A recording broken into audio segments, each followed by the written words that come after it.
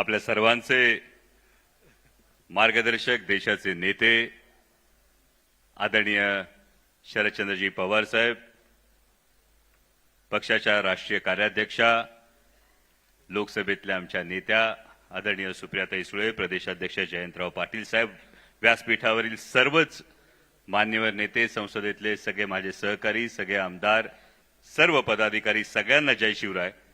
खरं तर फार मोजक्या वेळेत बोलणं गरजेचं आहे, कारण मगाशी रोहित दादांनी जे सांगितलं, तर रोहित दादा, मनापासून मी तुमचा आभार मानेल की खरोखर पक्षातल्या तरुण कार्यकर्त्याची जी भावना आहे ती तुमच्या तोंडून ऐकताना खरोखर फार समाधान वाटलं. आणि हे करताना रोहित दादांनी जे एक वाक्य वापरलं त्याचा प्रत्यय मगापासून खरं तर व्यासपीठावर येतोय की रोहित दादा म्हणाले हा एक कौटुंबिक सोहळा आहे आणि ज्या पद्धतीनं बहिणीनं सगळ्या भावांना सांभाळून घ्यावं त्या पद्धतीनं सुप्रियाताईंना खरं तर दिल्लीला जायचंय आणि त्या प्रत्येकाला सांगतात नाही तू 2 मिनिटं बोल, तू 2 मिनिटं बोल. पण हे जे सांभाळणं आहे, या सांभाळण्याला 26 वर्ष झालीत आणि 26 वर्ष या 26व्या वर्धापन दिनाच्या निमित्तानं ज्या ज्या कार्यकर्त्यांना आजतागायतच्या प्रवासामध्ये या पक्षाच्या वाढीसाठी योगदान दिलं त्या प्रत्येकाचं मनापासून अभिनंदन करतो, त्या प्रत्येकाला शुभेच्छा सदिच्छा देतो. मगाशी रोहित दादा बोलताना रोहित दादांनी वटवृक्षाचं उदाहरण दिलं की एका वटवृक्षानं 55 वर्षाच्या संसदीय कारकिर्दीत अनेकांना सत्तेची सावली दिली. जेव्हा पानगळ झाली तेव्हा अनेकांना वाटलं अरे सावली नाहीशी झाली. पण हे मात्र लक्षात ठेवावं लागेल, सावली देत असताना सुद्धा, पानगळ होत असताना सुद्धा वटवृक्ष स्वतः मात्र उन्हात उभा होता. तो तुमच्या माझ्यासाठी उभा होता. तो आजही उभा आहे. गेली 26 वर्ष जेव्हा नडलेल्या प्रत्येकाला आशेचा किरण हवा असतो, मग तो शेतकरी असतो, ती माता भगिनी असते, तो तरुण असतो, या प्रत्येकाचा आशेचा किरण, या प्रत्येकाचा आधार म्हणजे आदरणीय शरदचंद्रजी पवार. हे समीकरण संपूर्ण देशात झालं.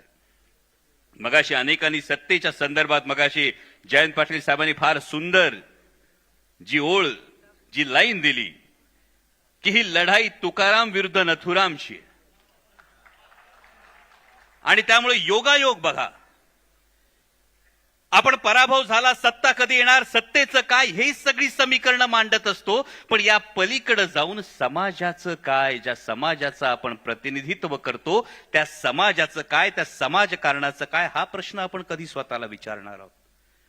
म्हणजे योगायोग बघा, आज 10 जून आहे, मागे 4 दिवस आधी 6 जूनला छत्रपती शिवाजी महाराजांच्या शिवराज्याभिषेक आपण साजरा केला आणि आणखी 8 दिवसानंतर माऊलींची आणि संत तुकाराम महाराजांची पालखीचं प्रस्थान होणार आहे. आणि या 2 तारखांचा जर योगायोग बघितला तर या पालखीचं प्रस्थान झाल्यानंतर पंढरीला चंद्रभागेच्या वाळवंटात जो वैष्णवांचा मेळा जमणार आहे तिथं 18 पगड जातीचे लोक एकत्र येणार आहेत.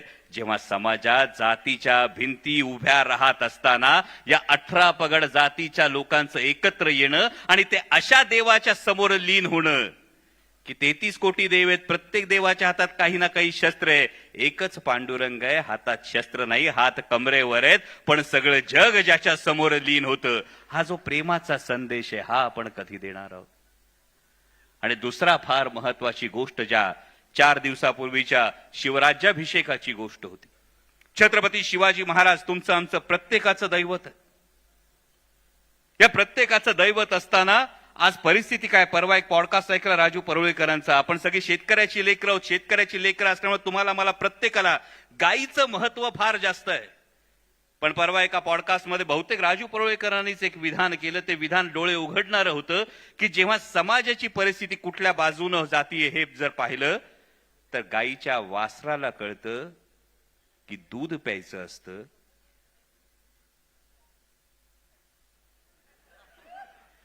आणि आपली आत्ताची परिस्थिती काय आहे. राज्याचे काही मंत्री मुलाखतीत काही विधानं करतात तेव्हा खरोखर हा प्रश्न येतो की ज्या पुरोगामी विचारांचा झेंडा घेऊन आपण पुढे चाललो, ज्या महात्मा फुलेंनी बुद्धी प्रामाण्यावर सामाजिक प्रश्न सोडवण्याची जी शिकवण आपल्याला दिली ती शिकवण आपण कुठे विसरतो का. आणि म्हणून छत्रपती शिवाजी महाराजांचा राज्याभिषेक लक्षात ठेवावा लागतो की तोपर्यंतच्या प्रत्येक राजानं शपथ घेताना राजदंड धर्मगुरूच्या हातात दिला आणि सांगितलं माझ्या हातून चुकीचं वर्तन झालं तर माझा धर्मगुरू माझ्यावर राजदंडाचा प्रहार करेल आणि मला पदच्युत करेल. छत्रपती शिवाजी महाराज पहिले राजे होते ज्यांनी राजदंड स्वतःच्या हातात ठेवला हे दाखवून देण्यासाठी की धर्मसत्ता ही राजसत्तेच्या डोक्यावर नाही तर धर्मसत्ता आणि राजसत्ता यांनी खांद्याला खांदा लावून लोकांच्या कल्याणासाठी काम केलं पाहिजे. आणि त्यामुळे या सगळ्या सामाजिक परिस्थितीचा विचार आपल्याला करावा लागेल.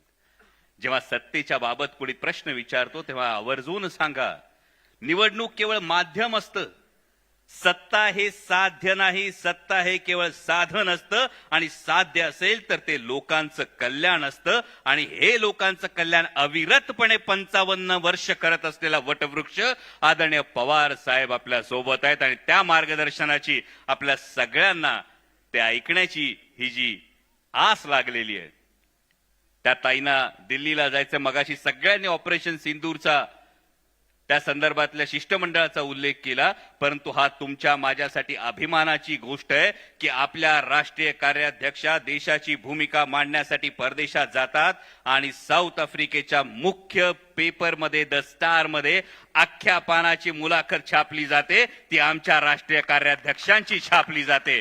आणि या सक्षम नेतृत्वाखाली म्हणजे ताईंना आम्ही कायम गमतीनं म्हणतो पार्लमेंटमध्ये त्या पार्लमेंटरी अफेअर्स मिनिस्टर आहेत. संसदेमध्ये जेव्हा ताई अपोजिशनच्या, कारण संसदेमध्ये जेव्हा ताई उभ्या राहतात तेव्हाचा असणारा पिन ड्रॉप सायलेन्स आणि आम्हा सगळ्या खासदारांना मोठ्या बहिणीप्रमाणे त्यांचं असणारं मार्गदर्शन हे पाहता आदरणीय शरदचंद्रजी पवार साहेबांचा वसा आणि वारसा हा सक्षमपणे ही त्यांची लेख चालवते. आणि शमलेल्या बापासाठी लेक नारळाचं पाणी आणि लढणाऱ्या लेकीसाठी बाप बुलंद कहाणी, ही बुलंद कहाणी ही अशीच कायम राहू, अशीच चालत राहू, याच आपल्या सर्वांना या वर्धापन दिनाच्या शुभेच्छा देतो आणि थांबतो. धन्यवाद. जय शिवराय.